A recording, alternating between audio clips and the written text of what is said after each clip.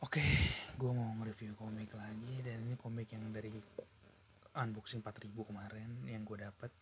Dan komik ini adalah Naoki Urasawa Mujirushi.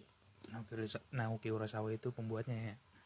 Jadi ini judulnya Mujirushi The Sign of Dreams, tanda sebuah mimpi. Oke. Dan review ini bertepatan dengan tanggal dimana gue baru tahu kalau komik monster itu bakal dicetak ulang ya. Jadi sembari ngikutin euforianya, karena banyak banget komikus di Facebook, di Twitter yang seneng banget denger info ini. Jadi katanya komik monster itu bakal dicetak ulang oleh MNC. Ini oleh Level Komik beda ya, oleh MNC.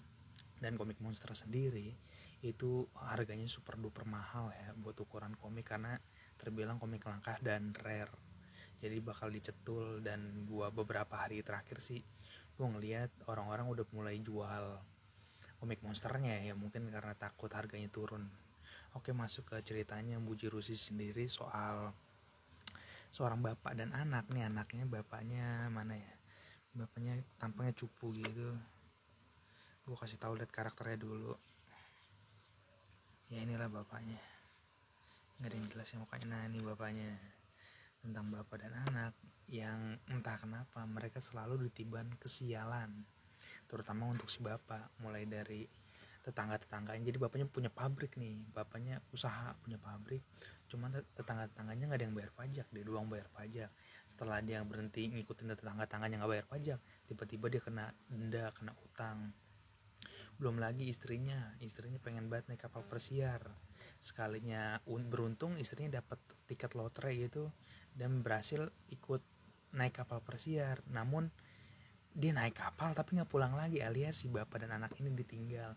Jadi kesialan terus menimpa dia. Bahkan rekan bisnisnya pun meninggalkan dia dengan hutang yang numpuk banget gitu lah intinya. Sampai ada momen dimana si bapak niat kayaknya gue mati aja lah, gue mati lah. Kayak udah nggak ada harapan, dia kayak udah hopeless abis. Namun dia kayak kereta lewat, gue mati nih, gue mati, kayak gue nggak bisa hidup lagi nih udah nih. Si ibu-ibu ini kayak mikir, oh nggak bisa nih bapak mati depan anaknya kan. Jadi tiba-tiba dia ngasih sebuah makanan, dan disitulah asal muasal semuanya terjadi. Karena di sini dia bertemu dengan seekor gagak, dan gagak ini mengarah ke tanda ini, dan tanda ini mengarah ke impian dia selanjutnya. Kayak oh gue masih ada harapan, kurang lebih seperti itu si bapaknya. Jadi mulai petualangan bapaknya mulai di situ. Dan untuk ceritanya sendiri menurut gue nih bagus banget, walaupun hampir segini tebelnya nih, tebel banget, full dialog ya. Jadi banyak banget dialog ya, beberapa dialog mungkin ngebuat gue kayak anjing bete banget nih gitu, kayak dialog mulu gitu kan.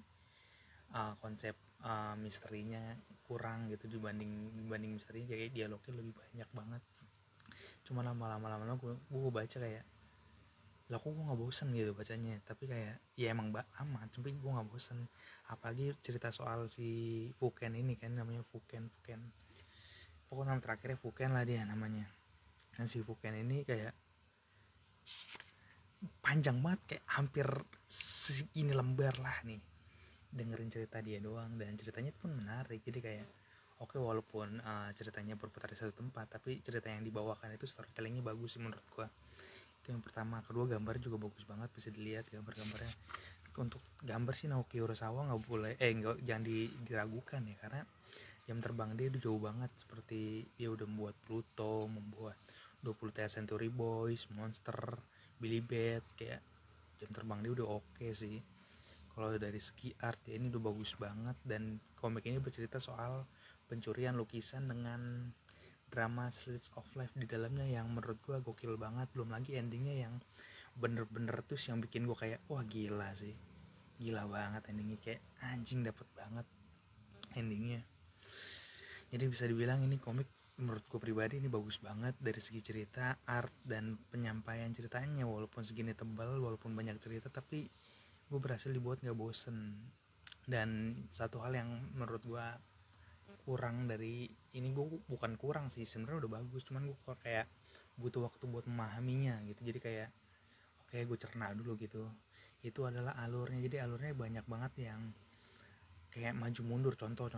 Jadi kayak misalnya udah jauh banget nih, jadi diceritain sekarang nih, tapi ntar di depan kayak diceritain lagi tuh, kayak harus yang ceritain sekarang ini tuh ternyata alur yang nantinya ada di depan gitu, paham gak sih? Kayak ya alurnya maju mundur gitu. Itu kayak ya gue sendiri juga butuh waktu buat mencernanya, dan itu sih yang kayak butuh effort. Tapi dengan semuanya, dengan twist endingnya, gue rasa ini udah oke banget. Jadi keterkaitan antar karakternya juga dapet banget ya, walaupun konsep misteri dan pencuriannya kurang ya, karena kan ini soal mencuri lukisan, dan gue pikir kayak apa nih gitu, kayak bakal yang pakai strategi, teknik gitu-gitu. Cuman di sisi lain si karakter bapak ini bener-bener pecundang banget, kayak dia ditipu mulu, bahkan ditipu sama sahabatnya, sama istrinya sendiri ditipu. Itu kayak dia nggak mungkin nyolong lukisan kan, gue mikir kayak gitu kan. Pas gue baca kayaknya dia nggak mungkin nyolong lukisan. Terus pas gue tahu kayak kayak ceritanya mantep juga. Dan komik ini nggak tahu kenapa ngebawa referensi dari mantan presiden Amerika ya, yaitu si apa namanya, Donald Trump. Jadi ada karakter Donald Trump di sini, walaupun di sini namanya menjadi Duncan. Nah, tuh. Jadi banyak banget scene soal Donald Trump ini ya. Tuh. Banyak banget. Dan di sini namanya bukan Donald Trump, namanya Duncan. Namanya Duncan. Dan di sini digambarin kalau Duncan itu seorang wanita, kurang lebih seperti itu ya. Kalau soal background Duncan ya sama-sama jelek sih citranya. Jadi itu aja, dan menurut gue ini bagus banget sih. Dari segi gue suka lah intinya, dari segi cerita, penyampaian, gambar, semuanya udah oke. Bahkan sekilas gambar ini nih seperti gambar, menurut gue pribadi ya, gambar gigi ya dia Fuken, nanya kayak iya juga gitu kan, kayak gambar gigi gitu.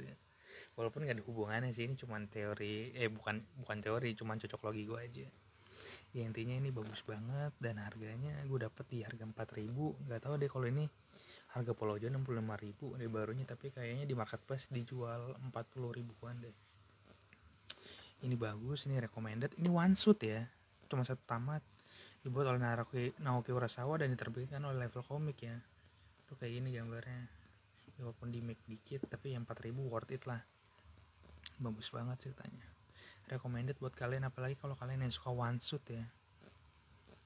Gambarnya bagus, walaupun ya kayak masih banyak hal yang perlu diulas, seperti kejadian maknya di kapal pesiar kayak gitu-gitu. Terus nih wartawan ngapain cuma dapat beberapa frame, tapi kayaknya dia karakter yang menonjol nih 2 wartawan. Jadi kayak ya walaupun itu, tapi karakter-karakter pentingnya itu saling terhubung sih, itu yang bagusnya. Dan rate gue untuk komik ini adalah 4/5 ya. Gue suka banget sama komik ini, walaupun masih bagusan Juvenile Remix ya menurut gue, karena gue suka komik continuity ya, seperti yang gue bilang sebelumnya. Ya ini dapat 4/5, dan gue nggak sabar nunggu monster beneran cetul ya. Semoga cetul yang 2-in-1 apa 3-in-1 gitu, biar gak banyak makan volume. Yaudah, sekian review komik dari gue. Sampai jumpa di review komik selanjutnya. Buat kalian yang suka mau belanja komik, bisa kunjungi Dapuk_Wibu ya. Dapuk_Wibu di Instagram, Dapuk_Wibu. Di sana tersedia komik-komik. Tersedia komik-komik yang ready. Pembelian akan diarahkan ke marketplace, Tokped atau Shopee. Kedua sudah gratis ongkir dengan minimal pembelian tertentu. Terima kasih. Dadah.